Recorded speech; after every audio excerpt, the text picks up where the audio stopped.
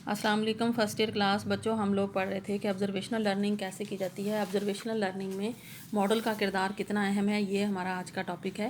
Model بڑا اہم کردار ادا کرتے ہیں معاشرتی آموزش یا آبزرویشنل لرننگ میں، کیونکہ ہم شعوری طور پر یا لاشعوری طور پر ماڈل کا جو رویہ ہوتا ہے یا اس کا کردار ہوتا ہے اس کو آبزرو کرتے ہیں اور اس سے سیکھتے ہیں۔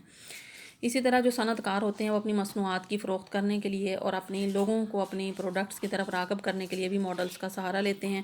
میڈیا میں ریڈیو، ٹیلی ویژن، اخبارات، رسالے اس مقصد کے حصول کا بہترین ذریعہ ہیں۔ اسی طرح والدین جو ہیں وہ گھروں میں رول ماڈل ہیں، مدرسوں میں استاد، محلے میں ہم جھولی، سوشل ورکر، فلمیں، تھیٹر، ادب، یہ تمام چیزیں جو ہیں یہ ماڈل کا روپ دھار لیتی ہیں۔ اسی طرح جو ہے ماڈل جو ہے اس کے اندر مثبت یا منفی دونوں طرح سے جو ایفیکٹس ہوتے ہیں وہ آبزرویشن کرنے والے پر اثر انداز ہوتے ہیں۔ اسی طرح ماڈل جو ہیں وہ بچوں کے کردار پر خلاف معاشرہ اثرات ڈالنے کا ذریعہ بھی بن جاتے ہیں۔ مثلاً جو پیرنٹس جو جارحیت پسند ہوتے ہیں ان کے بچے بھی جارحیت پسند بن جاتے ہیں۔ اسی طرح سے مجرم والدین جو ہوتے ہیں، جرائم پسند ہوتے ہیں، ان کے بچوں کے اندر بھی یہی خصوصیات جو ہیں وہ منتقل ہو جاتی ہیں، اور اسی طرح آگے سے آگے نسل در نسل جو ہے یہ سارا سسٹم جو ہے وہ چلتا رہتا ہے۔ ماڈل کو چاہیے کہ وہ اپنے اندر جاندار اور مؤثر خوبیاں پیدا کرے، خود تاکہ آبزرو کرنے والے جو لوگ ہیں، آبزرویشن کرنے والے جو لوگ ہیں وہ ان کی طرف خود بخود راغب ہوں۔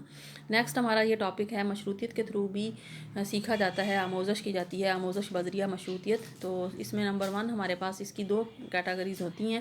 کلاسیکی مشروطیت ہے جو کہ پیولوف نے انٹروڈیوس کرائی تھی۔ پیولوف بچوں ایک رشین فزیشین تھے، ماہر طبیعیات تھے، جو کہ ڈاگس کے نظام پہ ایکسپیریمنٹ کر رہے تھے۔ ڈیورنگ ایکسپیریمنٹ ان کے سرونٹ نے ان کو بتایا کہ جب وہ گوشت کی ٹرے لے کے جاتا ہے تو ڈاگس جو ہیں اس وقت سلائیوا ریلیز کرتے ہیں، ان کے منہ میں بہت زیادہ سلائیوا جو ہے وہ ریلیز ہوتا ہے۔ اس کو اس نے پریکٹیکلی جو ہے وہ آبزرو کرنے کے لیے ایک ڈاگ کو معمول بنایا اور اس کے گلے کا آپریشن کیا اور ایک جار لگا دیا، ایک نالی لگا دی، ایک ایسا سسٹم لگا دیا کہ جب بھی وہ گوشت کی ٹرے بھیجتا تو ڈاگ کے منہ میں جو بھی سلائیوا ریلیز ہوتا تھا وہ اس جار میں جمع ہو جاتا تھا۔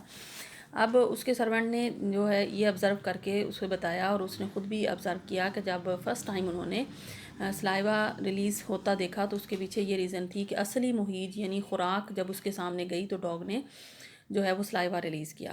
پھر انہوں نے گھنٹی کی آواز، ایک گھنٹی بجائی تو دیکھا کہ معمول نے کسی قسم کے رد عمل کا اظہار نہیں کیا، یعنی گھنٹی جو تھی وہ غیر فطری جو ہے وہ مہیج تھا، فطری مہیج نہیں تھا۔ مہیج مین سٹیمولس جو کہ معمول کو کچھ کرنے پہ آمادہ کرتا ہے۔ پہلی دفعہ گھنٹی بجائی تو معمول نے کوئی رد عمل نہیں کیا، لیکن جب انہوں نے گوشت کی ٹرے اصلی مہیج دیا، خوراک دی، تو معمول نے رد عمل کا اظہار کیا۔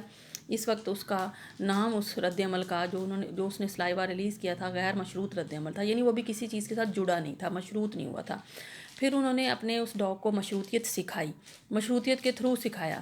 مشروطیت کے تھرو کیا کیا کہ گھنٹی بجائی، یعنی غیر فطری مہیج گھنٹی بجائی، اور ساتھ ہی تھوڑے سے وقفے تھے، کچھ سیکنڈز کے وقفے سے خوراک کی ٹرے بھی پیش کر دی، اصلی مہیج بھی پیش کر دیا۔ اب جو معمول نے رد عمل کا اظہار کیا، ابھی بھی وہ سیکھا نہیں تھا، ابھی اس نے لرن نہیں کیا تھا کہ صرف گھنٹی پہ جو ہے کیسے رسپانس کرنا ہے۔ جب وہ صرف گھنٹی کی آواز پہ رسپانس کرے گا تو اس وقت اس کے رسپانس کا نام جو ہے وہ مشروط رد عمل ہوگا۔ چنانچہ جب اس نے گھنٹی اور خوراک دونوں جوڑ کے پیش کیے تو معمول نے رد عمل کا اظہار کیا، لیکن ابھی چونکہ سیکھا ہوا رد عمل نہیں تھا اس لیے اس کا نام انہوں نے غیر مشروط رد عمل لکھا۔ اور جب مشروطیت معمول سیکھ گیا تو پھر کیا تھا کہ وہ صرف گھنٹی کی آواز دیتے تھے، گھنٹی کی آواز آنے پہ ہی معمول رد عمل کا اظہار کر دیتا تھا، کیونکہ وہ سیکھ گیا تھا کہ پہلے گھنٹی کی آواز آئے گی اور بعد میں گوشت کی ٹرے آئے گی۔ چند بار کے ٹرائل کے بعد ان کا معمول سیکھ گیا تھا، اور جب وہ گھنٹی کی آواز پہ رد عمل کا اظہار کرنے لگ گیا تو اس وقت پیولوف نے جو سلائیوا اس کے معمول نے ریلیز کیا تھا اس کا نام مشروط رد عمل یا مشروط عکس العمل رکھا۔